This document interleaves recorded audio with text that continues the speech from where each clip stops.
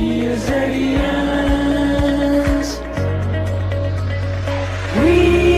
are years. Hello students, welcome to ESZ Academy. This is Nikesh Singh Rangar with subject of fluid mechanics. Today we are starting a new topic named as surface tension.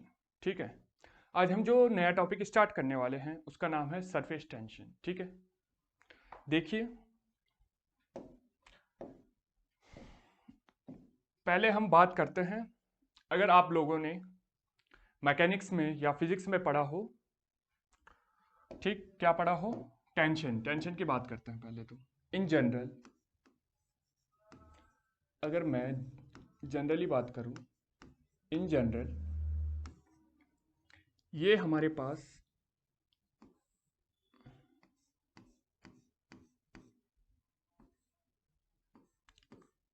दो wall है.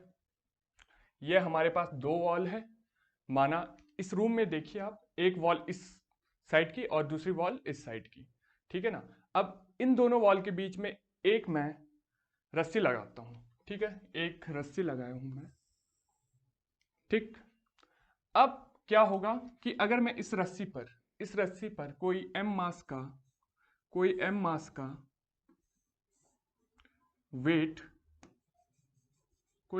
का wait मैं क्या करूं, कोई m मास की body को मैं लटका दूं. m मास की कोई बॉडी है तो डाउनवर्ड जो फोर्स लग रहा है वो क्या लगेगा, इसका वेट क्या होगा, W इक्वल टू mg. ठीक है ना. तो किस तरीके से लगेगा देखिए,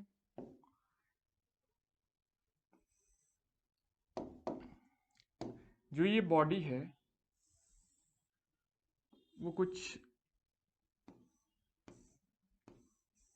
इस डिस्टेंस पे आएगी. क्यों, इस मास के कारण, इस बॉडी के वेट के कारण.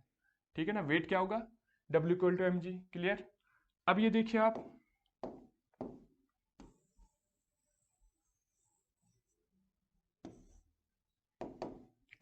अगर मैं देखूं इसका वेट कहां एक्ट कर रहा है, डाउनवर्ड डायरेक्शन में, W इक्वल टू mg. इसके कारण जो ये रस्सी है इस पे क्या लग रहा है, टेंशन. क्लियर. ठीक है,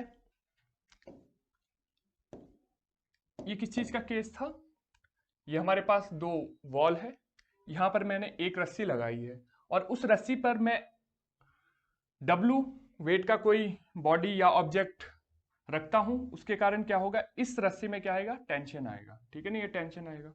और ध्यान रखिए कि ये जो टेंशन है ये इस फोर्स के कारण, जो ये फोर्स लग रहा है डाउनवर्ड डायरेक्शन में, इस फोर्स के कारण इक्वल नहीं होता है. F does not equal to tension force. ठीक है ना. टेंशन की वैल्यू होगी वो अलग होगी. ठीक है ना. वो कैसे निकालेंगे हम, जो ये टेंशन है इसका एंगल लेके टी कॉस थीटा इधर आ जाएगा, टी साइन थीटा इधर आएगा, और फोर्स एनालिसिस करके हम क्या निकाल देंगे, टी की वैल्यू निकाल देंगे. वो अलग चीज है. लेकिन ये ध्यान रखिए आप कि हमारे पास अगर ये वॉल है तो इस वॉल में अगर मैं एक रस्सी लगाता हूं तो इस रस्सी पर जो हमारे क्या लग रहा है, टेंशन फोर्स लग रहा है, वो टेंशन फोर्स कभी भी इस फोर्स के इक्वल नहीं होता है. ठीक है ना. अब इस कॉन्सेप्ट को यूज करके, जो ये हमने फिजिक्स में कॉन्सेप्ट पढ़ा है या मैकेनिक्स में कॉन्सेप्ट पढ़ा है, इसी चीज को उठा के मैं फ्लूइड में अप्लाई करूंगा. ठीक, देखिए अब यहां पर मैं दो पॉइंट लेता हूं, ए पॉइंट और दूसरा बी पॉइंट. ए पॉइंट की बात करूं तो इस ए पॉइंट पर जो ये वाली डायरेक्शन है, इसके इस साइड प्लस एक्स डायरेक्शन में क्या है, फ्लूइड है. इस डायरेक्शन में भी फ्लूइड है, इस डायरेक्शन में वाटर के मॉलिक्यूल है, इस डायरेक्शन में भी वाटर के मॉलिक्यूल है. ठीक है ना. तो ये क्या है, वाटर. ये कंटेनर में क्या है आपका, वाटर. और ये क्या है हमारा, एयर. ठीक है ना, एयर. और ये वाला जो सरफेस है, ये क्या कहलाएगा, यहां पर एक्ट करता है एक इंटरफेस, बोलेंगे इसको इंटरफेस. क्यों, क्योंकि यहाँ पर एक साइड तो एयर है और सेकंड साइड पे क्या है हमारा, वाटर है। क्लियर? तो इसको एक नाम दे दिया इंटरफेस। तो कितने इंटरफेस है यहाँ पर, एक इंटरफेस। ठीक है ना? क्लियर? अब ये देखिए कि जो वाटर के मॉलिक्यूल है, वाटर के जो मॉलिक्यूल है, सेम मॉलिक्यूल के बीच कौन सा फोर्स एक्ट करता है, सेम मॉलिक्यूल के बीच कौन सा फोर्स एक्ट करता है, कोहेजन। कोहेजन, ठीक है ना? और डिफरेंट मॉलिक्यूल के बीच एडिसिव फोर्स एक्ट करता है। ठीक है ना? एडेसिव, एडेसिव जो कोहेजन होता है वो किसके बीच, सेम मॉलिक्यूल के बीच, सेम मॉलिक्यूल। और बिटवीन, ये होगा बिटवीन सेम मॉलिक्यूल और ये होगा बिटवीन डिफरेंट मॉलिक्यूल। ठीक है ना? इसकी बात हम इस टॉपिक के बाद करेंगे जब हम कैपिलरिटी इफेक्ट पढ़ेंगे। ठीक है ना? कोहेसिव और एडिसिव फोर्स की बात। ठीक है ना? तो यहाँ अभी दिख रहा था इसलिए मैंने ये बता दिया। ठीक है ना? तो इसको अभी तो रहने दीजिए आप। जो ए मॉलिक्यूल है हमारा, उसके चारों ओर क्या है, उसके चारों ओर क्या दिख रहे हैं हमें, वाटर के मॉलिक्यूल दिखेंगे। ए मॉलिक्यूल के इस साइड वाटर का मॉलिक्यूल होगा, उसके कारण ये इस डायरेक्शन में क्या लगेगा, इंटरमॉलिक्यूलर फोर्स लगेगा। इंटरमॉलिक्यूलर फोर्स लगेगा और इस डायरेक्शन में भी इंटरमॉलिक्यूलर फोर्स लगेगा, इस डायरेक्शन में भी इंटरमॉलिक्यूलर फोर्स लगेगा, इस डायरेक्शन में भी इंटरमॉलिक्यूलर फोर्स लगेगा, यहाँ पर भी और यहाँ पर भी सेम, हर जगह क्या लग रहा है हमारा, इंटरमॉलिक्यूलर फोर्स लग रहा है। अब ये इंटरमॉलिक्यूलर फोर्स लग रहा है जो नेट वैल्यू देखिए, ये देखिए, ये वाला डायरेक्शन में जो फोर्स लग रहा है उसको कैंसिल आउट ये वाला डायरेक्शन कर रहा है। इस डायरेक्शन में जो फोर्स लग रहा है उसको कैंसिल आउट ये वाला डायरेक्शन कर रहा है। इस डायरेक्शन में जो -x डायरेक्शन में फोर्स लग रहा है उसको कैंसिल आउट कौन सा कर रहा है, पॉजिटिव x डायरेक्शन वाला फोर्स क्या कर रहा है, कैंसिल आउट कर रहा है। इसके कारण क्या हो रहा है कि हमारा जो ए मॉलिक्यूल है, जो ए मॉलिक्यूल है वो कहाँ है हमारा, इनसाइड द कंटेनर।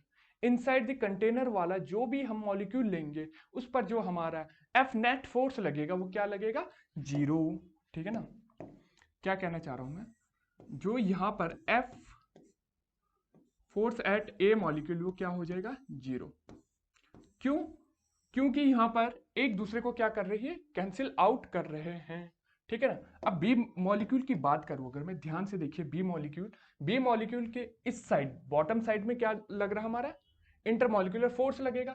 लेकिन इस अपर साइड पर देखिए, यहां पर क्या है, एयर है, तो इनके बीच इंटरमॉलिक्यूलर फोर्स एक्ट करेगा, करेगा, लेकिन बहुत ही कम वैल्यू पर एक्ट करेगा, बहुत कम वैल्यू पर एक्ट करेगा। तो हम इस एयर के कारण जो इंटरमॉलिक्यूलर फोर्स लग रहा है उसको क्या कर सकते हैं, हम नेग्लेक्ट कर लेते हैं। नेग्लेक्ट कर लेंगे तो क्या होगा, ये देखिए, इस डायरेक्शन में इंटरमॉलिक्यूलर फोर्स लग रहा है। क्यों? क्योंकि अगर यहां पर अगर हम फ्लूइड का पार्टिकल, वाटर का पार्टिकल ले तो इन दोनों के बीच क्या होगा, इंटरमॉलिक्यूलर फोर्स होगा। इस डायरेक्शन में क्या होगा, इंटरमॉलिक्यूलर फोर्स होगा, इस डायरेक्शन में इंटरमॉलिक्यूलर फोर्स होगा, इस डायरेक्शन में इंटरमॉलिक्यूलर फोर्स होगा, इस डायरेक्शन में इंटरमॉलिक्यूलर फोर्स एफ होगा, इस डायरेक्शन में इंटरमॉलिक्यूलर फोर्स एफ होगा। तो हमें क्या पता चल रहा है कि इस फोर्स को तो चलो ये वाला फोर्स कैंसिल आउट कर रहा है, कोई दिक्कत नहीं, लेकिन इस फोर्स को कोई कैंसिल आउट कर पा रहा है, नहीं। इस फोर्स को कैंसिल आउट कर पा रहा है, नहीं। इस फोर्स को कोई कैंसिल आउट कर पा रहा है, नहीं। इस फोर्स को कैंसिल आउट कर पा रहा है कोई, नहीं। तो क्या होगा कि जो हमारा रिजल्टेंट फोर्स होगा, जो रिजल्टेंट फोर्स होगा वो कहां एक्ट करेगा, डाउनवर्ड डायरेक्शन में। डाउनवर्ड डायरेक्शन में उसको नाम दे दिया एफ, कैपिटल एफ। ठीक है ना? क्लियर? अब देखिए, अगर ये डाउनवर्ड डायरेक्शन में एक्ट कर रहा है, अगर ये डाउनवर्ड डायरेक्शन में एक्ट कर रहा है, इसको बैलेंस करने के लिए इसके अपर साइड पे कोई भी फोर्स एक्ट नहीं कर रहा है, जिसके कारण क्या होगा, जिसके कारण क्या होगा कि जो हमारा जो एफ नेट फोर्स है वो डाउनवर्ड डायरेक्शन में लगने के कारण, अगर हम ये टॉप लेयर देखें, अगर हम ये टॉप लेयर की बात करूं, मैं अगर इस टॉप लेयर की बात करूं, इस टॉप लेयर की बात करूं, यहां तो हमने एक मॉलिक्यूल की बात करी है, तो यहां पर एक मॉलिक्यूल की बात करी अगर हमने, तो एक मॉलिक्यूल पर फोर्स कहां लग रहा है, डाउनवर्ड डायरेक्शन में। और इसके बगल में एक दूसरा मॉलिक्यूल ले लूं, इसके बगल में अगर मैं एक दूसरा मॉलिक्यूल ले लूं, दूसरे मॉलिक्यूल पर जो फोर्स लग रहा है वो कहां लग रहा है, डाउनवर्ड डायरेक्शन में। इस मॉलिक्यूल पर एक और मॉलिक्यूल ले लूं, इस मॉलिक्यूल पर फोर्स कहाँ लग रहा है, कहाँ लग रहा है, डाउनवर्ड डायरेक्शन में। इस मॉलिक्यूल पर फोर्स कहाँ लग रहा है, डाउनवर्ड डायरेक्शन में। अब ये फोर्स डाउनवर्ड डायरेक्शन में लग रहा है तो कि ये क्या कर रहा है, डाउनवर्ड डायरेक्शन में इसको खींचने की कोशिश करेगा, इसको डाउनवर्ड डायरेक्शन में खींचने की कोशिश करेगा। इसको डाउनवर्ड डायरेक्शन में अगर खींचने की कोशिश कर रहा है तो इसको देखिए, ये डाउनवर्ड डायरेक्शन में फोर्स F खींच रहा है, ठीक है, ये F खींच रहा है, लेकिन जो F डाउनवर्ड डायरेक्शन में लग रहा है इसको सरफेस टेंशन नहीं बोलेंगे। इसको क्या नहीं बोलेंगे, सरफेस टेंशन नहीं बोलेंगे। सरफेस टेंशन कहाँ एक्ट करता है, नाम से पता चलता है सरफेस पे एक्ट करेगा ना भाई, सरफेस पे एक्ट करेगा। तो सरफेस पे एक्ट कैसे करेगा, देखिए ध्यान से देखिए कि सरफेस पे एक्ट कैसे करेगा। ये मैंने टॉप सरफेस ले लिया, ये ऊपर वाला, कैसे बताता हूं अभी।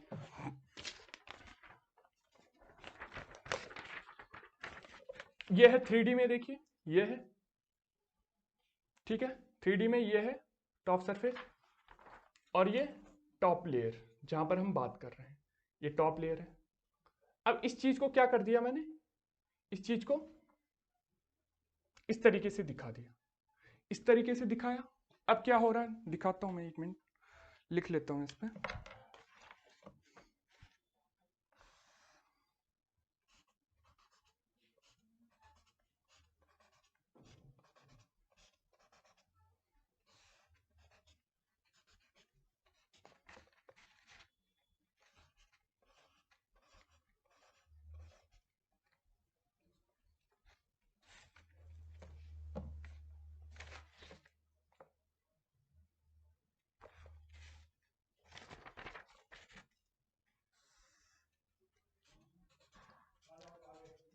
एक मिनट, मैं ड्रॉ कर रहा हूं कुछ फिगर।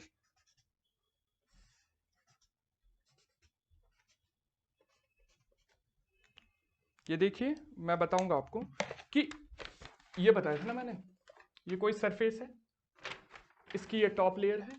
अब इस पर क्या करा मैंने, इस सेक्शन को कट करके अगर मैं देखूं इस डायरेक्शन में, ये देखिए, ये मैंने यूनिट लेंथ ली है, यूनिट लेंथ L लिया है, यूनिट लेंथ क्या ली है, L ली है। और इस पर फोर्स क्या लग रहा है, F फोर्स लग रहा है, F फोर्स लग रहा है ना, ये F फोर्स लग रहा है, ये F फोर्स लग रहा है। इसी फोर्स की बात कर रहा हूं मैं। ये यूनिट लेंथ अगर मैं यहां पर एक इमेजिनरी लाइन लूं, इस सरफेस पर एक इमेजिनरी लाइन लूं, इस सरफेस पर अगर मैं इमेजिनरी लाइन लूं जिसकी लेंथ कितनी है, एक यूनिट लेंथ है L, और इस पर जो फोर्स लग रहा है वो क्या लग रहा है, F लग रहा है, F लग रहा है।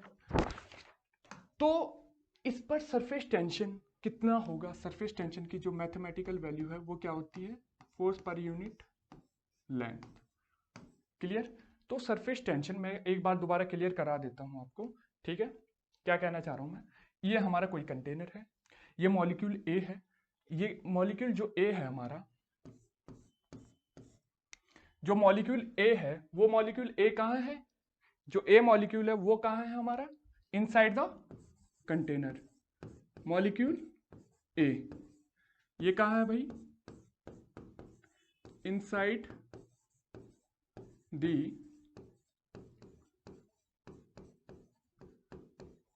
कंटेनर, इनसाइड द कंटेनर है। तो ए मॉलिक्यूल की बात करूं, इसके लेफ्ट साइड में देखो, अगर मैं लेफ्ट साइड में देखूं मॉलिक्यूल है, वाटर का मॉलिक्यूल है, इसके बगल में भी वाटर का मॉलिक्यूल है, इसके अपर साइड में देखो तो वाटर का मॉलिक्यूल है, इसके डाउनवर्ड डायरेक्शन में देखो तो वाटर का मॉलिक्यूल।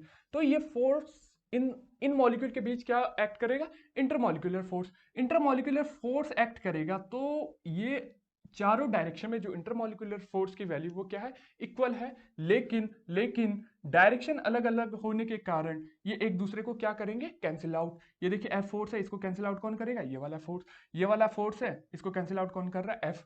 इसको कैंसिल आउट कौन कर रहा है, ये वाला। तो नेट जो फोर्स होगा, F नेट जो होगा, फोर्स एट A वो कितना होगा, 0। क्लियर। अगर मैं ऑन द सरफेस की बात करूं, molecule B on the surface, molecule B वो कहाँ है, on the surface. On the surface की बात करूं, ये देखिए ऑन द सरफेस की बात करूं, एयर है, एयर और वाटर के बीच में कोई इंटरमॉलिक्यूलर फोर्स एक्ट कर रहा है, करता है, लेकिन बहुत छोटी वैल्यू, बहुत ही कम वैल्यू के कारण, इसके कारण मैं इसको क्या कर दूंगा, नेग्लेक्ट कर दूंगा। तो वाटर कहाँ है, डाउनवर्ड डायरेक्शन में, वाटर नीचे है ना, तो वाटर के कारण और ये बी मॉलिक्यूल इनके बीच क्या होगा, इंटरमॉलिक्यूलर फोर्स एक्ट करेगा, इंटरमॉलिक्यूलर फोर्स एक्ट करेगा एफ एफ एफ एफ ऐसे करके, ठीक है ना। तो जो नेट इंटरमॉलिक्यूलर फोर्स होगा वो डाउनवर्ड डायरेक्शन में एक्ट करेगा, जैसे यहाँ पर वेट एक्ट कर रहा था, ठीक है ना। तो ये क्या हो गया, एफ। क्लियर। अब मैं इस एफ को कभी भी सरफेस टेंशन नहीं बोलूंगा। मैंने अभी यहां बताया था ना कि जो हमारा ये वेट है, जो डाउनवर्ड डायरेक्शन में फोर्स लग रहा है, ये वेट क्या है, एक फोर्स ही तो है, एक फोर्स ही तो है। ये फोर्स कभी सर, ये जो फोर्स है ये टेंशन के इक्वल है, नहीं है ना, टेंशन के इक्वल है ये फोर्स, बताइए, नहीं है। अब टेंशन के इक्वल नहीं है, क्यों नहीं है, ये देखिए भाई, ये रिजॉल्व कर लीजिए, यहाँ पर ये थीटा है, यहाँ पर क्या हो जाएगा, टी कॉस थीटा, ठीक है ना। अब ये नहीं बताऊंगा यार मैं ये कैसे हो रहा है टी कॉस थीटा, या कैसे हो रहा है टी साइन थीटा, मैकेनिक्स है सारा, ठीक है ना। ये क्या होगा, T sine theta, T sine theta. अब मैं T cos theta equal to क्या कर दूंगा, डब्ल्यू कर दूंगा, और वहां से टी की वैल्यू क्या आएगी, डब्ल्यू अपॉन कॉस थीटा। तो टी और वेट इक्वल हो रहा है, नहीं हो रहा है ना, तो वही तो लिखा है मैंने यहाँ पर, F is does not equal to T. तो वही बात मैं यहाँ करूँ, अगर यही ये वाली बात करूं कि इस केस में क्या हो रहा है कि जो ये फोर्स है ये सरफेस टेंशन नहीं होता है, सरफेस टेंशन क्या होगा, फोर्स पर यूनिट लेंथ, फोर्स पर यूनिट लेंथ क्या होता है, फोर्स पर यूनिट लेंथ क्या होता है, हमारा सरफेस टेंशन होता है। हम मैंने क्या किया कि ये वाला जो सरफेस है, इस सरफेस को मैंने इस तरीके से दिखा दिया, ठीक है, और इस पर मैंने एक यूनिट लेंथ ले ली, यूनिट लेंथ कितनी ली, एल, और इस पे क्या लग रहा है, फोर्स, जो ये डाउनवर्ड डायरेक्शन में लग रहा है, ये फोर्स लग रहा है, फोर्स की अलग अलग वैल्यू है, ठीक है ना, ये फोर्स की वैल्यू कितनी, एफ है, तो फोर्स पर unit length is equal to surface tension. Clear हुआ ये चीज, ठीक है ना। देखिए अब क्या हो रहा है कि अगर मैं ये यहां पर बात करी मैंने बी मॉलिक्यूल पर, ये बात करी है मैंने बी मॉलिक्यूल पर, इसके बगल में एक सी मॉलिक्यूल ले लो, डी मॉलिक्यूल ले लो, ई मॉलिक्यूल ले लो, तो इसके कारण क्या होगा, ये सरफेस है पूरा, ये सरफेस है पूरा, इस पे फोर्स लगेगा, फोर्स लगेगा, डाउनवर्ड डायरेक्शन में फोर्स लगेगा, इसके कारण क्या होगा, ये स्ट्रेच होगा, स्ट्रेचिंग आएगी, टॉप सरफेस पे स्ट्रेचिंग आएगी, टेंशन आएगा, टॉप सरफेस पे क्या आ रहा है, टेंशन आ रहा है, सरफेस टेंशन, फोर्स पर यूनिट लेंथ, ये एल लेंथ है, इस पर क्या लग रहा है, फोर्स लग रहा है, ये क्या है, ये देखिए ना टॉप पे, ये है एल लेंथ, और इस पर क्या लग रहा है, फोर्स लग रहा है, फोर्स लग रहा है, तो सरफेस टेंशन क्या होगा, एफ अपॉन एल, फोर्स पर यूनिट लेंथ। तो क्लियर है ये चीज, ठीक। देखिए भाई बहुत बेसिक में जा रहा हूं, अगर ये क्लियर नहीं है ना तो आगे के क्वेश्चंस ना तो क्वेश्चंस बनेंगे ना तो तुम्हें फील आएगा, जब तक ये क्लियर नहीं है सब, ठीक है ना। अब बात करते हैं हम ये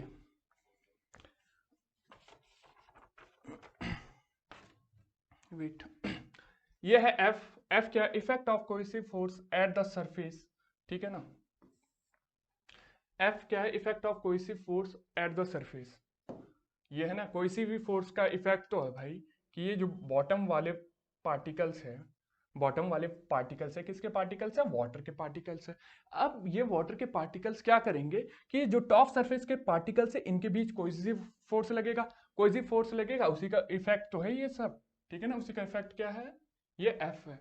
तो उसके कारण क्या आ रहा है हमारा, टेंसाइल फोर्स आ रहा है, टेंसाइल ही फोर्स तो है ये, टेंसाइल फोर्स है, नहीं कॉम्प्रेसिव तो नहीं है ना, टेंसाइल फोर्स है, मतलब ये है भाई तुम्हारा टॉप सरफेस, ठीक है ना, इस पर ये फोर्स इस तरीके से एक्ट कर रहा है, ठीक है ना, इसकी डायरेक्शन क्या आउटवर्ड है, तो इसको क्या बोलेंगे, क्या बोलेंगे, टेंसाइल फोर्स ही तो बोलेंगे, ठीक है ना, तो ये टेंसाइल फोर्स है। क्लियर। अब इसकी यूनिट क्या है, किसकी यूनिट की बात कर रहे हैं, सरफेस टेंशन की। तो surface tension is equal to क्या होता है, पहले फोर्स पर यूनिट लेंथ, तो सरफेस टेंशन की यूनिट क्या हो जाएगी, फोर्स की यूनिट होती है न्यूटन पर मीटर। तो ये चीज क्लियर है आप लोगों को, सरफेस टेंशन की यूनिट क्या होगी, न्यूटन पर मीटर।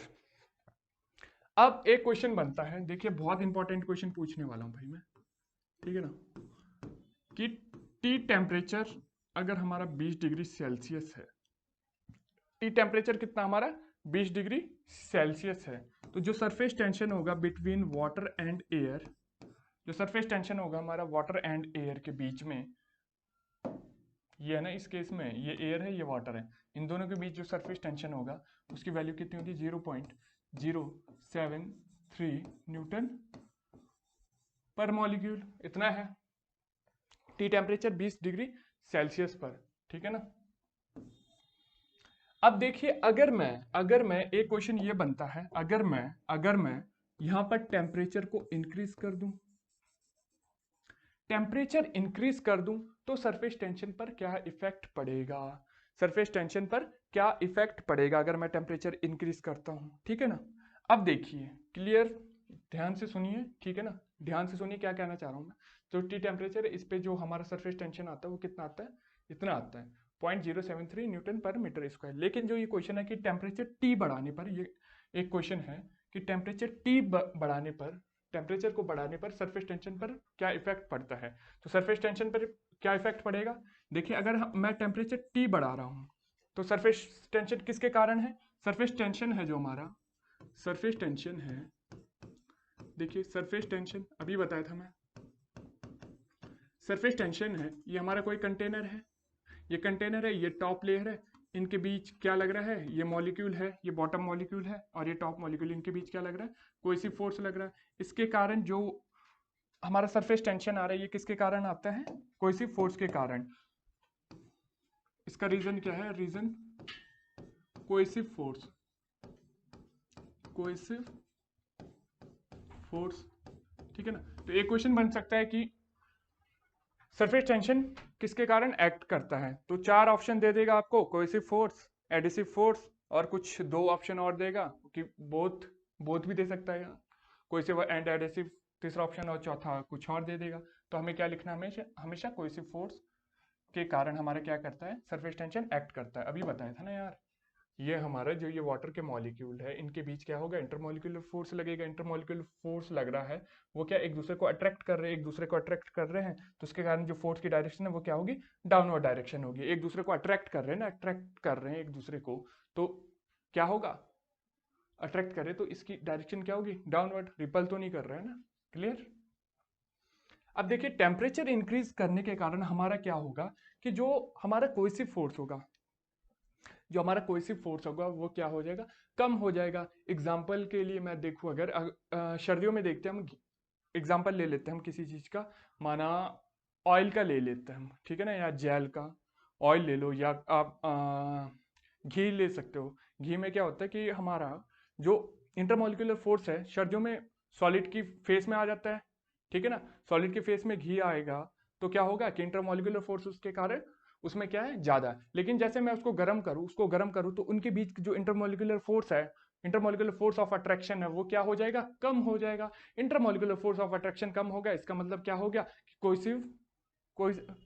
कोइजन क्या हो गया, उसमें कम हो गया। कोइजन बताया था मैंने, सेम मॉलिक्यूल के बीच होता है।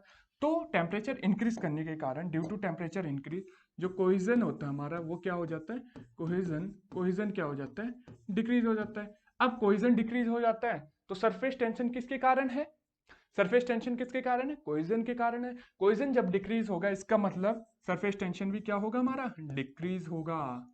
सरफेस टेंशन भी क्या होगा हमारा, डिक्रीज होगा, सरफेस टेंशन भी हमारा डिक्रीज होगा। तो नोट में लिख लीजिए इस पॉइंट को, बहुत इंपॉर्टेंट पॉइंट है, ये डायरेक्टली पूछ लेते हैं कभी कभी। Note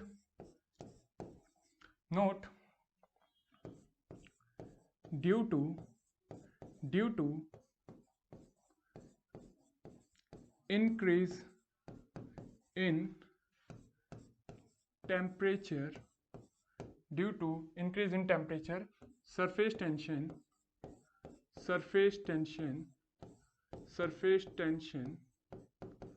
will decrease, surface tension will decrease, clear. तो ये बहुत इंपॉर्टेंट है, मैं ये लिख लेता हूं ब्रैकेट में 2 मार्क्स, ठीक है ना।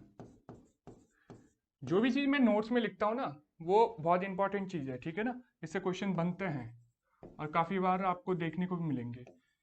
ये क्वेश्चन जो ये डायरेक्टली पूछा गया, स्टेट AJE में भी आता है, SSC JEE में भी शायद दिखने को मिला है, जबकि IAS में भी पूछा गया है, ठीक है ना। तो due to increase in temperature surface tension will be decrease. Clear. अब देखिए, अगर मैं जनरली बात करूं कि ये भी क्वेश्चन बनता है, ठीक है ना, ये भी क्वेश्चन बनता है, ये भी एक क्वेश्चन ले लीजिए आप। जनरली अगर बात करो, अगर मैं किसी चीज का वॉल्यूम फिक्स कर दूं, वॉल्यूम फिक्स कर दिया, वॉल्यूम फिक्स मतलब 2 मीटर क्यूब अगर वॉल्यूम है तो इसका वॉल्यूम भी 2 मीटर क्यूब है, इसका भी 2 मीटर क्यूब है, इसका भी 2 मीटर क्यूब है, इसका भी 2 मीटर क्यूब है, ये डिफरेंट शेप है। तो जो हमारा क्या है, जो हमारा फ्लूइड है वो कौन सी शेप को गेन करने की कोशिश करेगा, कौन सी शेप को गेन करने की कोशिश करेगा भाई, ये देखिए, ठीक है, ये डिफरेंट शेप दे रखी है। और इसमें इन डिफरेंट शेप में देखिए, जो जिसका सरफेस एरिया सबसे ज्यादा मिनिमम होगा, जिसका सरफेस एरिया सबसे ज्यादा मिनिमम होगा, उस शेप को कौन गेन करना चाहेगा, हमारा ये फ्लूइड गेन करना चाहेगा। देखिए क्या हो रहा है,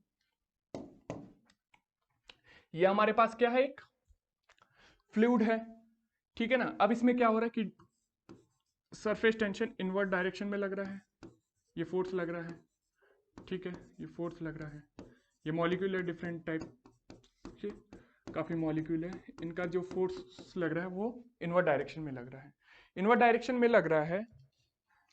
तो क्या हो रहा है कि फोर्स, अगर ये कैसा फोर्स है, टेंसाइल फोर्स है, तो सरफेस टेंशन ये कैसा फोर्स है, टेंसाइल फोर्स है, तो surface tension acts in inward direction, ठीक है ना, ये इनवर्ड डायरेक्शन में तो एक्ट कर रहा है। तो उसके कारण क्या होगा कि ये जो हमारा ये फ्लूइड का एक सरफेस है, ये क्या चाहेगा कि हमेशा अपने को चेंज करना चाहेगा एक स्फीयर के केस में। क्यों स्फीयर के केस में क्यों चेंज करना चाहेगा, क्योंकि स्फीयर के केस में एक फिक्स्ड वॉल्यूम पर जो हमारा स्फीयर का सरफेस एरिया होता है वो कैसे होता है, मिनिमम होता है। तो सरफेस टेंशन की यहाँ से एक और डेफिनेशन बनती है, उसको मैं अभी बताऊंगा। तो जो ये हमारा फ्लूइड का एक रैंडम सरफेस है, उसमें क्या लग रहा है, ये एक फोर्स लग रहा है इनवर्ड डायरेक्शन में। अब इनवर्ड डायरेक्शन में लग रहा है, इसका नेचर क्या है, टेंसाइल है, तो surface tension acts inward direction में अगर एक्ट कर रहा है तो ये चेंज होगा, चेंज इनटू या कन्वर्टेड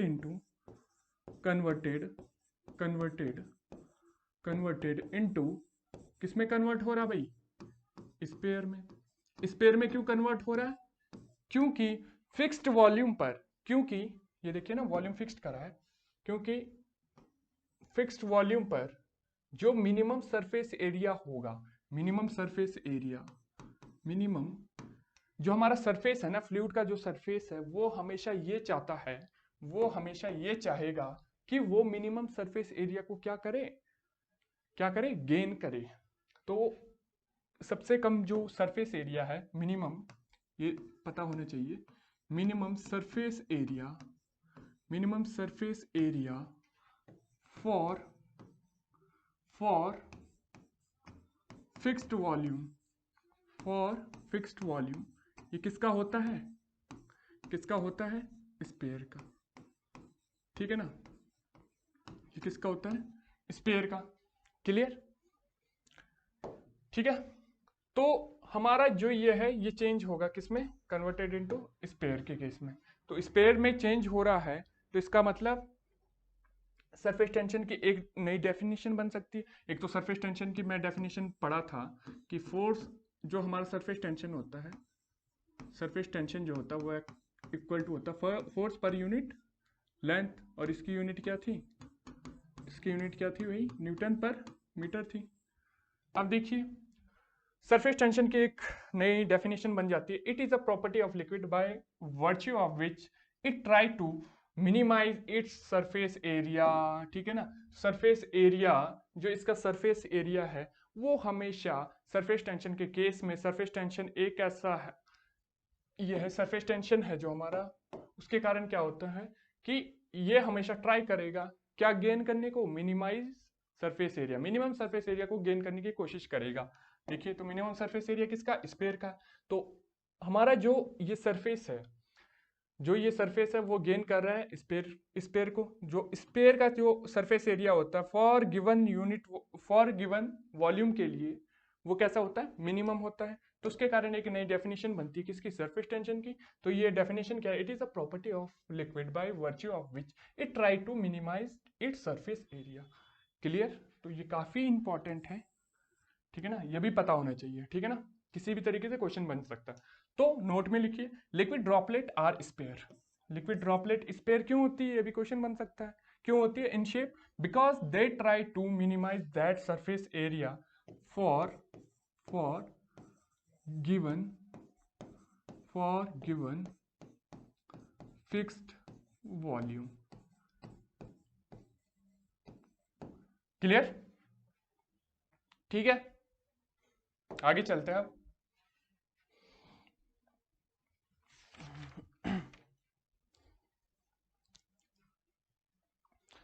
अगर हम बात करें, जनरली बात करता हूं मैं, अगर इन जनरल बात करूं, अगर मैं जनरली क्या बात कर रहा हूं मैं, कि हमारे पास कोई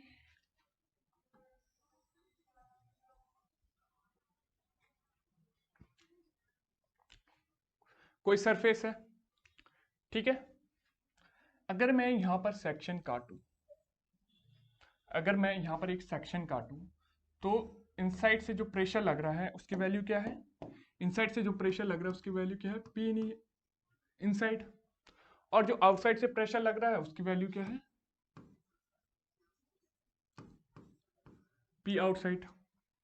कहने का मतलब ये देखिए, मैं खड़ा हूं, अब मैं अपने गाल को फुलाने की कोशिश कर रहा हूं, ठीक है, गाल को मैंने फुलाया, इसका मतलब प्रेशर कहां ज्यादा है, प्रेशर इनसाइड में ज्यादा है। प्रेशर कहां ज्यादा है, इनसाइड में ज्यादा है। और अगर मैं गाल को अंदर अंदर कंप्रेस करने की कोशिश करता हूं इस तरीके से, तो प्रेशर कहां ज्यादा है, आउटसाइड पे ज्यादा है। क्लियर? देखिए कैसे, बिस्लरी की बोतल देखिए, अगर आप लोगों ने बिस्लरी की बोतल देखी है, अगर बिस्लरी की बोतल देखी है, अगर पानी हम वहां से पूरा निकाल दें, पानी अगर मैं वहां से बिस्लरी की बोतल से सारा पानी निकाल दूं, ठीक है ना, एक बिस्लरी की बोतल ले लीजिए, उससे मैं क्या निकाल रहा हूँ, सारा पानी निकाल दे रहा हूँ, ठीक है ना। उसके बाद मैं उसको कंप्रेस करता हूँ, तो वो क्या हो जाती है, पिचक सी जाती है। अब पिचक गई, उसमें क्या होगा कि मैं उसमें क्या करता हूँ, फूंक मारने की कोशिश करता हूँ। फूंक मारूंगा तो वो क्या हो जाएगी, अपनी शेप को गेन कर लेगी। इसका मतलब क्या हो कि जो इनसाइड प्रेशर है, ये देखिए कि क्या कहना चाह रहा हूं यार मैं, ये हमारे पास एक एक्वाफिना, ये कोई वाटर है, ड्राइंग अच्छा नहीं है भाई अपना, ठीक है ना, ये कोई वाटर की बॉटल है, ठीक है ना, इसको मैंने इस तरीके से पिचका दी, ठीक है ना, पिचकाया, तो ये पिचकी क्यों, पिचकी, क्योंकि जो आउटसाइड का प्रेशर था, जो आउटसाइड प्रेशर था पी नॉट, वो क्या था, P not is greater than P I. Clear? और अगर मैं इसमें फूंक मारने की कोशिश करूं, तो ये अपनी शेप को वापस क्या कर लेगी, ये अपनी शेप को क्या कर लेगी, वापस गेन कर लेगी। इसका मतलब क्या हुआ, जो P इनसाइड है वो ज्यादा है P आउटसाइड से। क्लियर? वैसे जैसे ये देखो, गाल फुला रहा हूं तो प्रेशर कहां ज्यादा है, इनसाइड में ज्यादा है, तभी तो फूल रहा है ना गाल, ठीक है ना, और आउटसाइड में प्रेशर कम है, ठीक है ना। तो ये केस है, ठीक, ये समझाने के लिए बताया मैं। तो इस चीज को यूज करके देखें, अगर हम जो इनसाइड का प्रेशर है वो पी आई है, जो आउटसाइड का प्रेशर वो क्या है, पी नॉट है, ठीक है ना। तो जो पी आई है हमारा, जो पी आई है वो कैसा है, P I is greater than P not.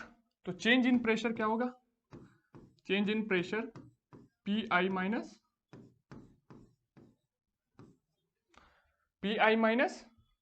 P naught.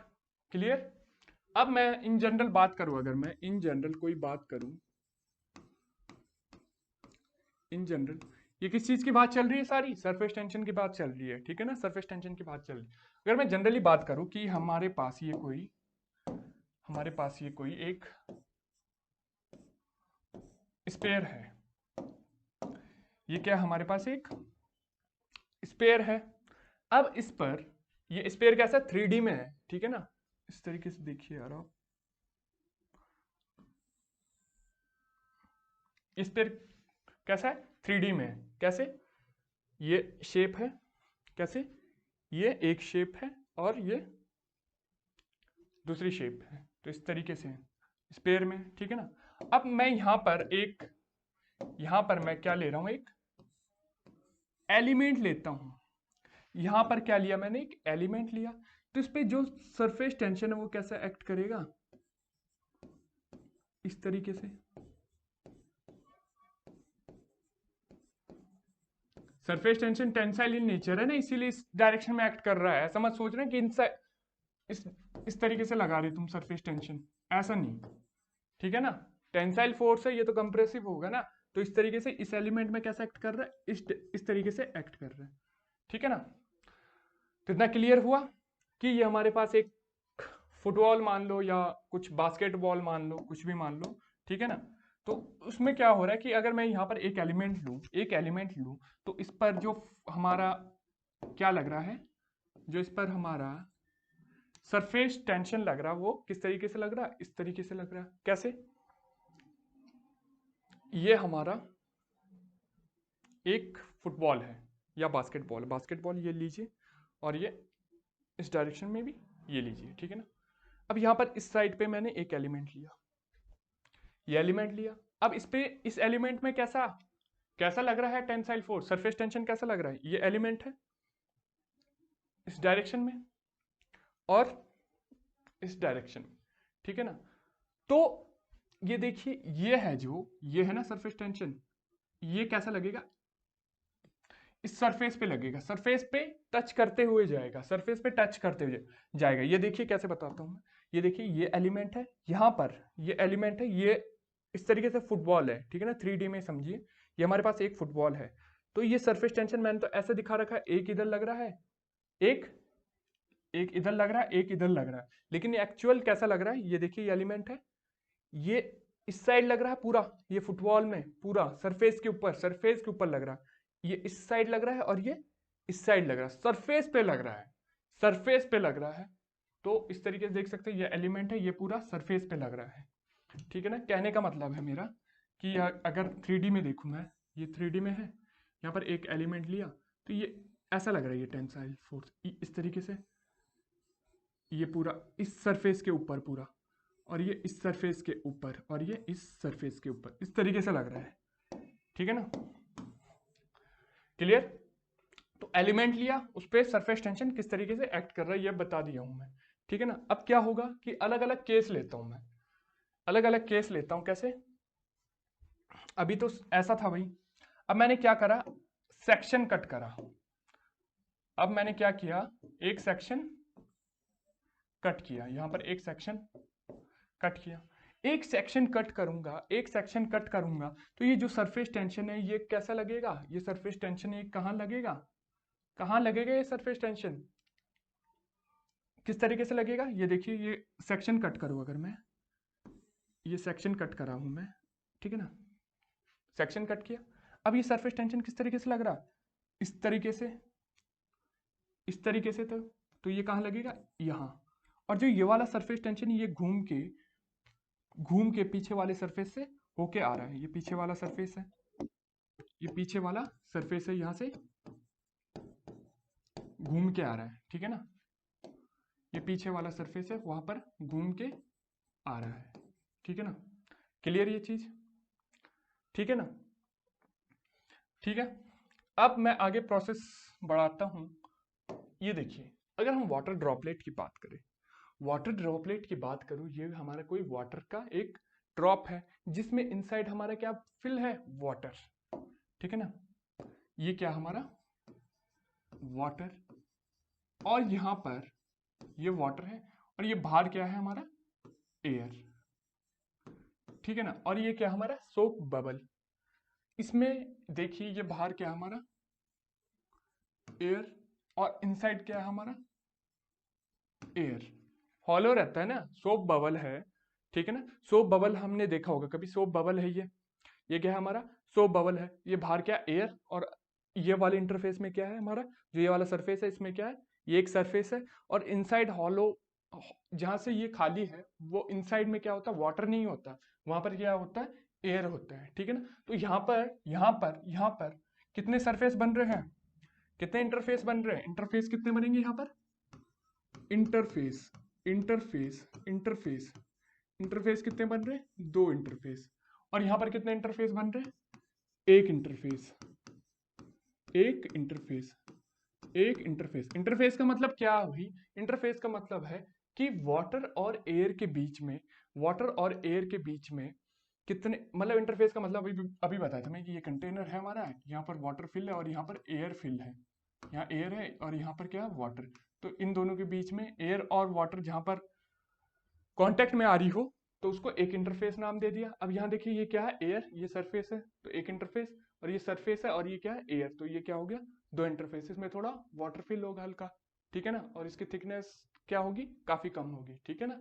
तो यहाँ पर कितने इंटरफेस हो गए दो इंटरफेस, और यहाँ पर कितने इंटरफेस हो गए एक इंटरफेस। क्लियर ये चीज, ठीक है ना, क्लियर होना चाहिए, ठीक है। अगर मैं वाटर ड्रॉपलेट की बात करूं, वाटर ड्रॉपलेट में ये एयर है बाहर और ये वाटर है बाहर, ये क्लियर होना चाहिए जो मैं बता रहा हूं, ये एयर है और ये क्या है वाटर है।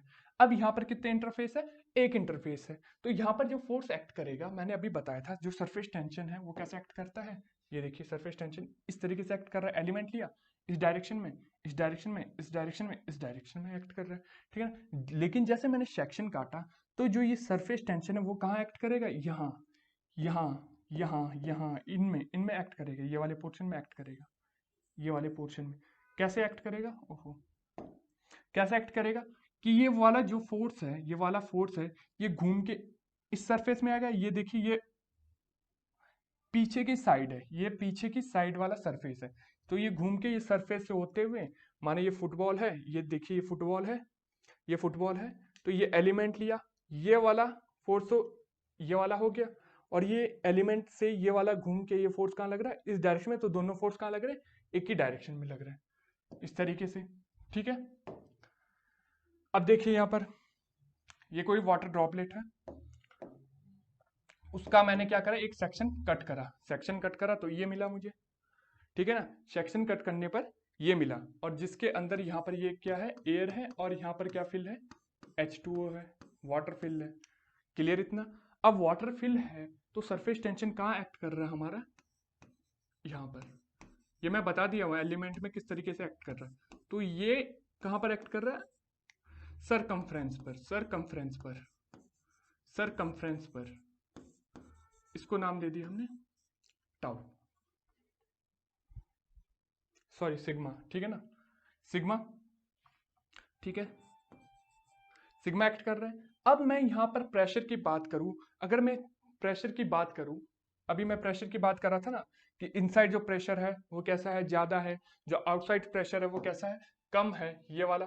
तो change in pressure is equal to P I minus P naught. तो मैं डायरेक्टली लिख सकता हूं जो हमारा डेल्टा पी है, जो हमारा डेल्टा पी है, जो डेल्टा पी है वो क्या हो जाएगा डेल्टा पी मल्टीप्लाई कहाँ एक्ट कर रहा है, ये डेल्टा पी कहाँ एक्ट कर रहा है, ये तो हमारा सरकमफ्रेंस पे कर रहा है, क्या सरफेस टेंशन कहाँ एक्ट कर रहा है सरकमफ्रेंस पे।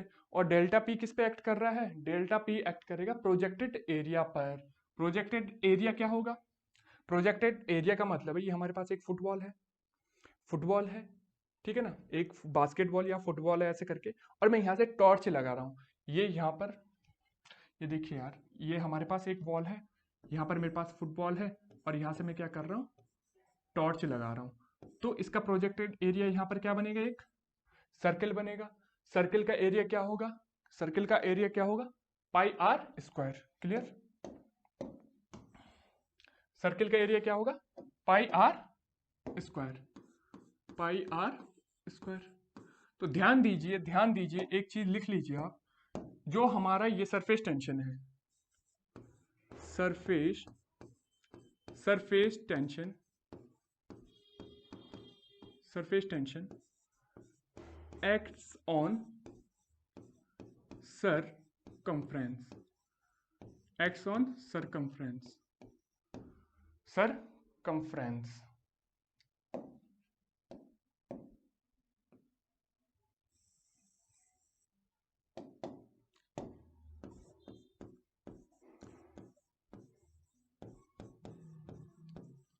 सरकमफ्रेंस, ठीक है ना। जो हमारा सरफेस टेंशन वो कहाँ एक्ट कर रहा है, नोट में लिख लीजिए इसको। जो हमारा सरफेस टेंशन वो कहाँ एक्ट कर रहा है, सरफेस सरकमफ्रेंस पे। किसकी सरकमफ्रेंस पे, सरफेस की, ठीक है ना। और जो हमारा प्रेशर है डेल्टा पी है, चेंज इन प्रेशर, इसको बोलते हैं change in pressure. Change in pressure acts on, इसको कलर चेंज करता हूं, projected area, projected area. Clear. तो ये पता होना चाहिए ये हमारा सरफेस टेंशन कहाँ एक्ट कर रहा है, सरकमफ्रेंस पे। अब मैं यहां पर एनालिसिस करता हूं, फोर्स एनालिसिस करता हूं, एनालिसिस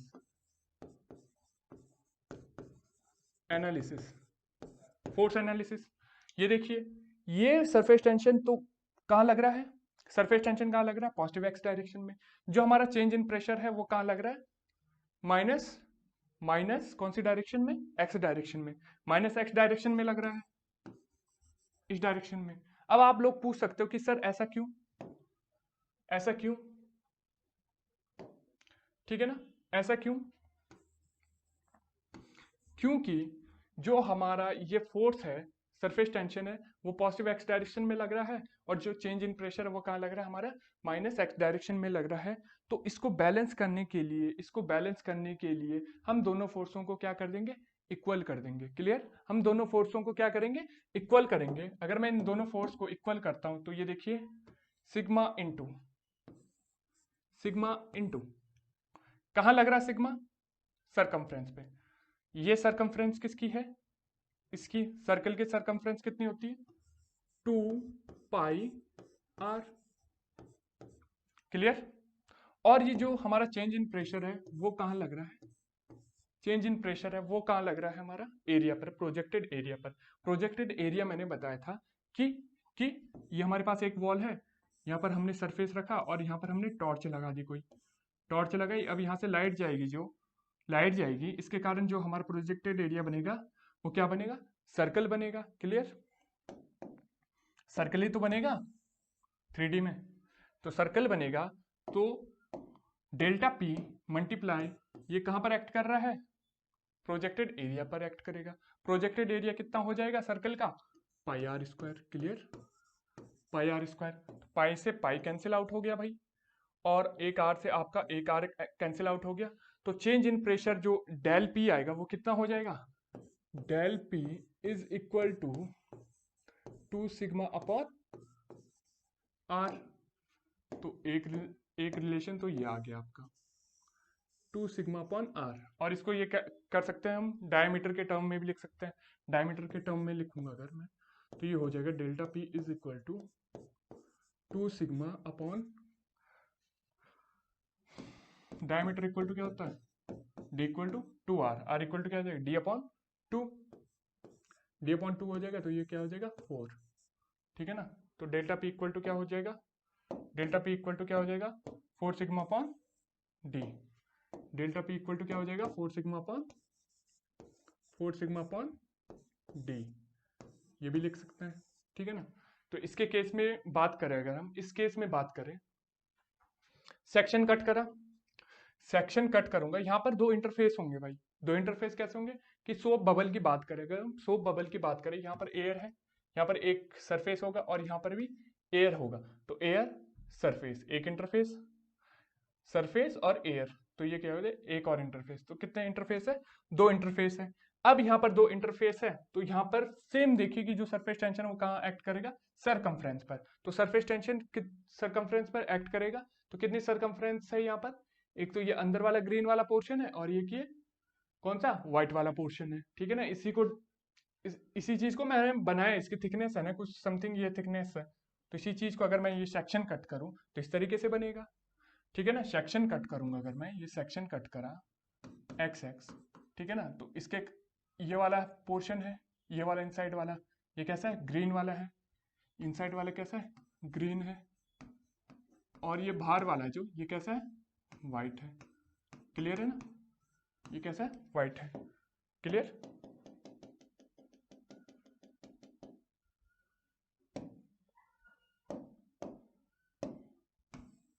ठीक है ना।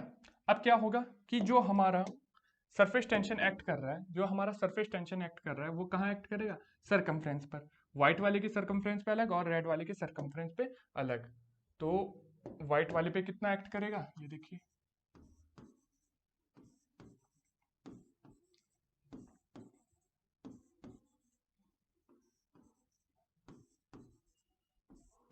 व्हाइट वाले पे सिग्मा सिग्मा, हर जगह sigma sigma sigma surface tension, ठीक है ना, सिग्मा इस तरीके से। और जो ये ग्रीन वाला पोर्शन है उस पर कितना एक्ट करेगा, उस पर भी हमारा सिग्मा ही एक्ट करेगा। तो इसमें सिग्मा एक्ट करेगा यहाँ अलग, सिग्मा सिग्मा सिग्मा, ठीक है ना। और जो चेंज इन प्रेशर, हमारा चेंज इन प्रेशर है वो कहाँ एक्ट कर रहा है, इस डायरेक्शन में, चेंज इन प्रेशर, ठीक है ना। अब ये देखिए हम ये क्लियर करें, फोर्स एनालिसिस की बात करें अगर हम, फोर्स एनालिसिस की बात करूं अगर मैं, तो जो हमारा ये सरफेस टेंशन है वो कहाँ एक्ट कर रहा है, हमारा जो सरफेस टेंशन है वो कहाँ एक्ट कर रहा है, दो जगह एक्ट कर रहा है, दो जगह एक्ट कर रहा है। अब इसमें क्या होगा, दो जगह एक्ट कर रहा है, जो हमारी थिकनेस है, यहां लिख लेता हूं मैं, जो थिकनेस है, ये वाली थिकनेस है, thickness thickness is very very small, very very small अगर थिकनेस होगी तो क्या होगा, जो हमारे इस पोर्शन के लिए रेडियस होगी और इस पोर्शन के लिए रेडियस होगी वो क्या होगी, सेम रेडियस होगी। ठीक है ना भाई, कहने का मतलब है कि हमारे पास ये है, ठीक है ना, अगर मैं यहां से लूं ये रेडियस r है, तो ये रेडियस कुछ r1 होगी, लेकिन अगर मैंने थिकनेस को क्या कर दिया, कम कर दिया, तो r इक्वल टू क्या हो जाएगा, r1 हो जाएगा। क्लियर, ठीक है। अब ये हमने क्या कर दिया, जो हमारा थिकनेस है वो क्या कर दिया, कम होगी। अब उसके कारण क्या होगा कि इसके लिए जो रेडियस है और ये वाले सरफेस के लिए रेडियस है वो क्या होगी, सेम रेडियस होगी, इक्वल रेडियस होगी। तो इक्वल रेडियस होगी तो फोर्स एनालिसिस करेंगे अगर हम, तो फोर्स एनालिसिस करेंगे तो सिग्मा इंटू, ये कहाँ लग रहा है सिग्मा, इस पर लग रहा है, व्हाइट वाला सरकमफ्रेंस ऑफ व्हाइट, ये व्हाइट वाली सरकमफ्रेंस कितनी है भाई, 2 पाई आर होगी सरकमफ्रेंस, 2 पाई आर, ठीक है ना, प्लस जो हमारे ये वाला सिग्मा ये कहाँ लग रहा है, 2 पाई आर पे, जो सिग्मा है वो कहाँ लग रहा है हमारा, 2 पाई आर पर ही।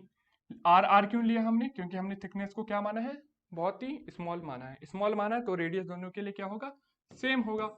अब सेम होगा, ये चेंज इन प्रेशर है, ये कहाँ एक्ट कर रहा है, चेंज इन प्रेशर कहाँ एक्ट कर रहा है, इसके प्रोजेक्टेड एरिया पे। प्रोजेक्टेड एरिया वही बताया था मैंने कि ये फुटबॉल है, ये वॉल ले ली और यहाँ से टॉर्च लगाई, और जो ये फुटबॉल का या बास्केटबॉल का जो हमारा प्रोजेक्टेड एरिया मिलेगा वॉल पे, वो क्या मिलेगा, सर्किल मिलेगा। सर्किल का एरिया क्या होता है भाई तुम्हारा, pi are square, pi are square होगा तो delta P into pi are square, ठीक है ना।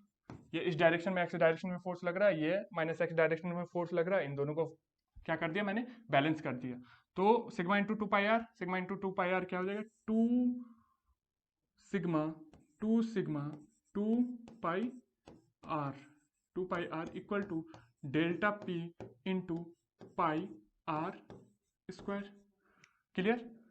तो पाई आर स्क्वायर से, पाई से तो पाई कैंसिल आउट हो जाएगा, एक आर से एक आर कैंसिल आउट हो जाएगा, तो delta P is equal to क्या हो जाएगा, delta P is equal to 2 2 जा 4 sigma upon R, 4 sigma upon R. तो एक रिलेशन तो ये हो गया।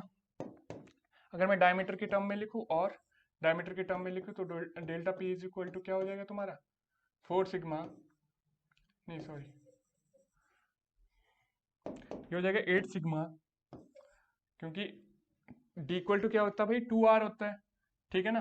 डी इक्वल टू क्या होता है तुम्हारा, डी इक्वल टू होगा तुम्हारा 2 R, D equal to 2 R, ठीक है ना। तो R equal to D upon 2, तो 8 सिग्मा अपॉन डी हो जाएगा ये। Delta P is equal to 8 sigma upon D. Clear ये चीज?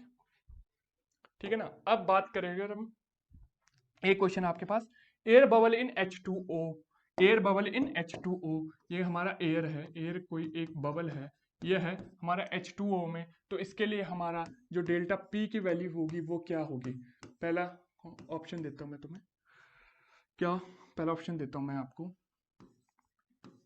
2 सिग्मा अपॉन R, दूसरा delta P equal to 4 sigma upon R, तीसरा जो केस है वो हो जाएगा delta P equal to 6 sigma upon R, और जो फोर्थ केस है आपका वो हो जाएगा आपका delta P is equal to 8 sigma upon R। अब ये बताइए कौन सा सही है इसमें? सोचिए सोचिए। अब ये देखिए, अब ये गलती नहीं करनी है, सब लोग ये गलती कर सकते हैं, 100 में से लगभग 80 स्टूडेंट्स तो यही कर जाएंगे कि भाई एयर बबल है, बबल की बात करी है सर, अच्छा सर बबल की बात करी आपने तो बहुत इजी है सर। सो बबल देखिए सर, बबल है तो 4 सिग्मा अपॉन क्या हो जाएगा सर? आर हो जाएगा। गलत। बबल देख के आंसर नहीं लगाना है, रटना नहीं है, ठीक है ना, रटना नहीं है। एयर बबल है तो बबल देखा सर तो 4 सिग्मा अपॉन आर। वो किसकी बात कर रहा था? जो 4 सिग्मा अपॉन आर था वो किसकी बात कर रहा था? सोप बबल की। लेकिन यहां पर क्या है? एयर बबल इन वाटर है। तो ये देखिए हमारा क्या है? एयर है, और ये क्या हमारा? वाटर है। तो इनके बीच कितना इंटरफेस होगा? एक इंटरफेस के केस में हमने देखा होगा, अगर हमने देखा होगा तो एक इंटरफेस के केस में कौन सा था? 2 सिग्मा अपॉन आर। तो ये राइट आंसर होगा। क्लियर है ना? ठीक है ना। जस्ट उसका अपोजिट है यार, अगर मैं प्रूव भी करना चाहूँ ना तो कर सकते हो आप लोग आसानी से प्रूव। उसमें क्या था कि जो हमारा था, ये हमारा वाटर ड्रॉपलेट था, इसके अंदर क्या फिल था? वाटर। इसके अंदर वाटर फिल था और बाहर क्या था? एयर। और इसके केस में क्या है कि इसके अंदर क्या है? हमारा एयर है, एयर बबल है, और यहाँ क्या है? वाटर। जस्ट इसके अपोजिट है। इसका क्या है? ये बिल्कुल अपोजिट है। इसका क्या? जस्ट अपोजिट है। ठीक है ना? ठीक है, जस्ट इसका अपोजिट है ना भाई। एक इंटरफेस इसमें भी है, एक इंटरफेस इसमें भी है। तो लेकिन बबल देख के तुमने आंसर ये नहीं लगाना 4 सिग्मा अपॉन आर। ठीक है ना? आंसर क्या होगा? 2 sigma upon R. Clear? Solve भी कर सकते हो इसको, बहुत इजी है। अब बात करते हैं हम जेट फॉर्मेशन की।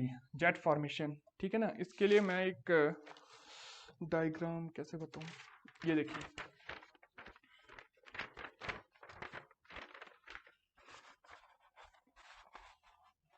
ये आपके पास एक जेट,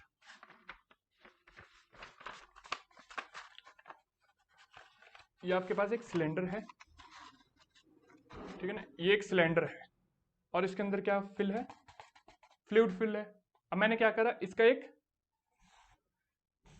सेक्शन कट करा। सेक्शन कट करूंगा तो किस तरीके से बनेगा? सेक्शन कट करूंगा तो इस तरीके से बनेगा, इस तरीके से बनेगा। सेक्शन कट करा, ये देखिए ना, सेक्शन कट करा, ये सेक्शन कट करूंगा तो किस तरीके से बनेगा? इस तरीके से। क्लियर? ये बनेगा। तो इसमें जो सरफेस टेंशन लग रहा हमारा वो कहां लगेगा? सरफेस टेंशन कहां लगेगा भाई? सरकमफ्रेंस पे लगेगा। तो यहां पर ये देखिए, ये ध्यान से देखिए, इसके केस में जो हमारा सरफेस टेंशन लग रहा है वो ये वाले पोर्शन पे तो लगेगा, ये वाला पोर्शन है इस पर तो लगेगा ही, और इस पर भी लगेगा। लेकिन ये टॉप वाले पे और ये बॉटम वाले पे नहीं लगेगा। क्यों? क्योंकि यहाँ पर कोई सरफेस ही नहीं है इनके बीच में कुछ नहीं है ना। तो यहाँ पर केवल इस वाले पार्ट में और इस वाले पार्ट में हमारा सरफेस टेंशन एक्ट करेगा। क्लियर ये चीज? ठीक है ना। देखिए ये सेक्शन कट करा, ये आया, माना इसकी लेंथ कितनी है हमारी? L, और ये कितना है? 2R। तो जो हमारा मैं अभी तक बता चुका हूं, जो सिग्मा होता है हमारा, सिग्मा सरफेस टेंशन होता है। नोट दोबारा लिखा देता हूं ये चीज ना। जो सरफेस टेंशन होता है, सरफेस टेंशन सरफेस टेंशन जो सिग्मा होता है वो कहाँ एक्ट करता है, एक्स ऑन सरकमफ्रेंस,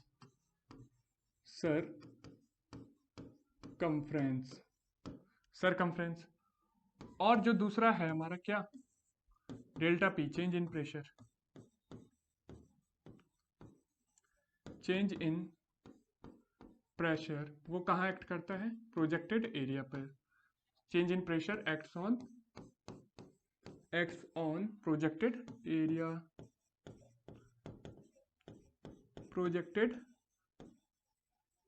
एरिया, ठीक है ना।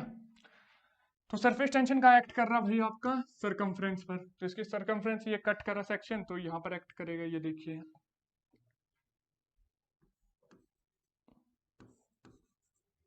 ओहो।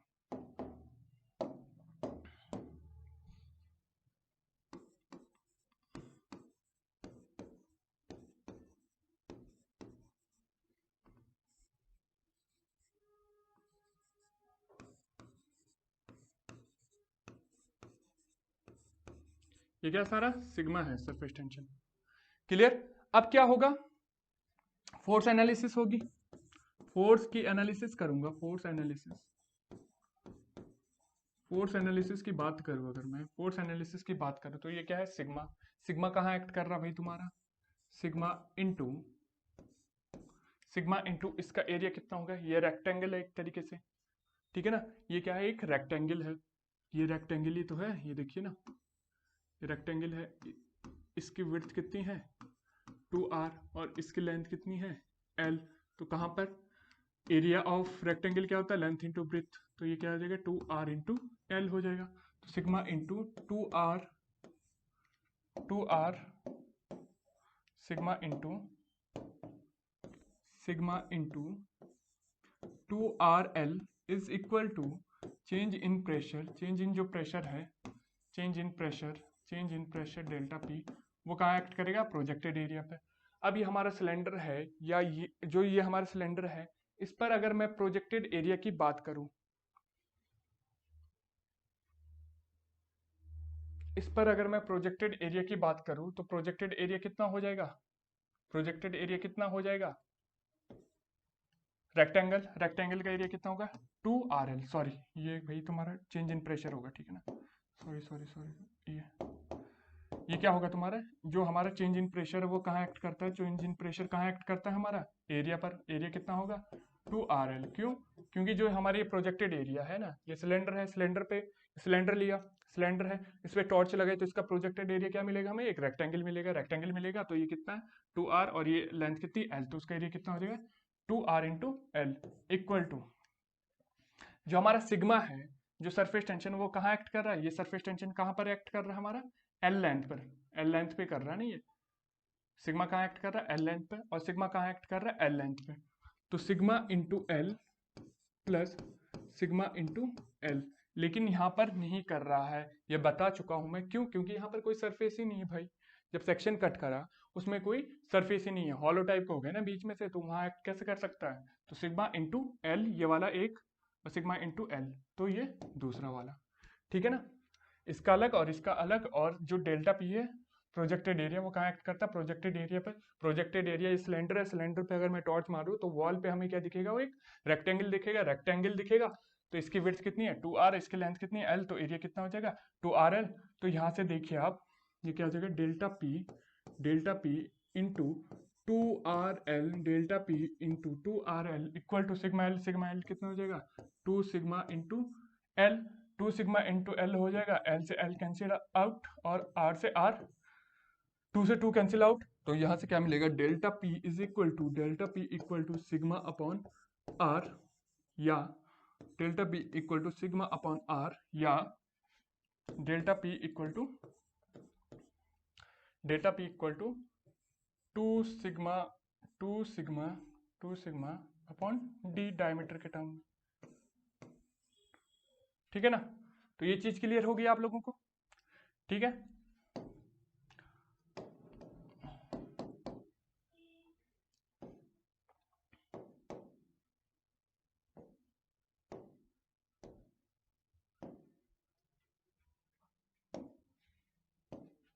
हमने 3 चीजें पढ़ी। पहला पढ़ा मैंने वाटर ड्रॉपलेट, वाटर ड्रॉपलेट। दूसरा पढ़ा मैंने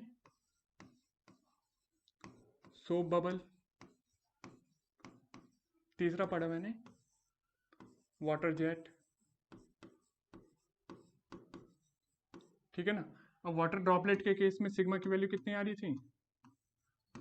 2 सिग्मा अपॉन आर, और इसके केस में 4 सिग्मा अपॉन आर, और वाटर जेट के केस में sigma upon change in pressure होगा। सॉरी, ये चेंज इन प्रेशर होगा,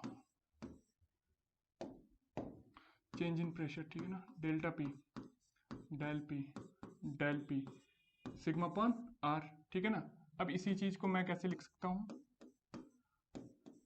डायमीटर के टर्म में क्या लिखूंगा मैं? Delta P is equal to 4 sigma upon D, delta P equal to 8 sigma upon D, और delta P equal to 2 sigma upon D. तो ये नोट में लिख लीजिए आप। और इसमें एक ऐड कर सकते हैं आप, एयर बबल का case. Fourth, air bubble in water, air bubble in water की बात करूँ अगर मैं, तो डेल्टा पी इक्वल टू क्या हो जाएगा? 2 sigma upon R, 2 sigma upon R. और इसी चीज को क्या लिख सकता हूँ मैं? Delta P is equal to 4 sigma upon D diameter. तो ये है केस। ठीक है ना। समझ आया आप लोगों को? अगर किसी को कोई भी डाउट है तो पूछ सकते हैं आप लोग। ठीक है ना। ठीक है। तो ये आज का टॉपिक यहीं खत्म होता भी। देखिए जहां पर समझ नहीं आया, ठीक है ना, वो पूछ सकते हैं आप। ठीक है ना। काफी इजी वे में पढ़ाया हूं मैं ये सारे टॉपिक। ठीक है ना। क्लियर। और जिसको कोई भी डाउट है तो कमेंट सेक्शन में पूछ सकते हैं, मैं रिप्लाई देने की बिल्कुल कोशिश करूंगा। ठीक है ना। और आप लोगों के अगर कोई सजेशन है कि सर इस तरीके से कराइए, इस तरीके से कराइए, तो आप पूछ सकते हैं, क्योंकि जैसा आप लोगों को कंटेंट चाहिए और जैसा आप लोगों को नोट्स प्रोवाइड कराना है। अब मैं पहले टॉपिक यहाँ पर या डायग्राम पहले ही बना देता हूँ, वो इसीलिए क्योंकि लेक्चर अगर ज़्यादा लंबा चलेगा तो आप लोगों को भी मज़ा नहीं आएगा, थोड़ा बोरिंग सा हो जाएगा। ठीक है ना। इसीलिए मैं डायग्राम पहले फिल कर देता हूँ, उसके बाद जो कंटेंट है वो प्रोवाइड कराता हूँ आप लोगों को। और नोट्स की बात रही, नोट्स कहीं से भी मत बनाइए। जितना मैं पढ़ा रहा हूँ सारा नोट्स यही है। ठीक है ना। ये बुक से भी है, कुछ अदर मटेरियल है, काफ़ी जगह का, मतलब अदर सोर्सेज, काफ़ी सोर्सेज से मैंने इन नोट्स को बनाया है। ठीक है ना। तो इजी वे में है। ठीक है ना। अगर आप बुक्स पे जाते हो तो वहाँ कुछ और समझाएंगे ऐसा। ठीक है ना। थोड़ा रहेगा आपका लेंथी प्रोसेस। और अगर आपने लेक्चर देखा और नोट्स देखा है और रिवीजन किया है तो हर एक क्वेश्चन बन जाएगा आपका। ठीक है ना। तो आज का सेशन यहीं एंड करते हैं। ठीक है ना। और अगले लेक्चर्स में हम बात करेंगे capillary effect, waiting fluid, non waiting fluid, और उसके बाद कुछ न्यूमेरिकल्स। बस ये वाला चैप्टर है, केवल 2 घंटे में अब ख़त्म होने को है। ठीक है ना। 2 घंटे बाद इसको ख़त्म कर देंगे। तो अगले 2 लेक्चर्स में हम बात करेंगे हम कैपिलरी इफेक्ट और वेटिंग नॉन वेटिंग फ्लूइड, और बात करेंगे हम कुछ न्यूमेरिकल्स की। अच्छे अच्छे क्वेश्चंस कराऊंगा मैं। ठीक है ना। वैसे क्वेश्चंस आपके बन ही जाएंगे यार, जैसे अगर कॉन्सेप्ट क्लियर है ना, ये सारे कॉन्सेप्ट है, अगर कॉन्सेप्ट क्लियर है तो हो जाएगा, रटना नहीं है। कोई भी चीज़ मैं रटाया नहीं हूँ आपको। ठीक है ना। क्लियर। तो आज का सेशन यहीं एंड करते हैं भाई। ठीक है। Thank you.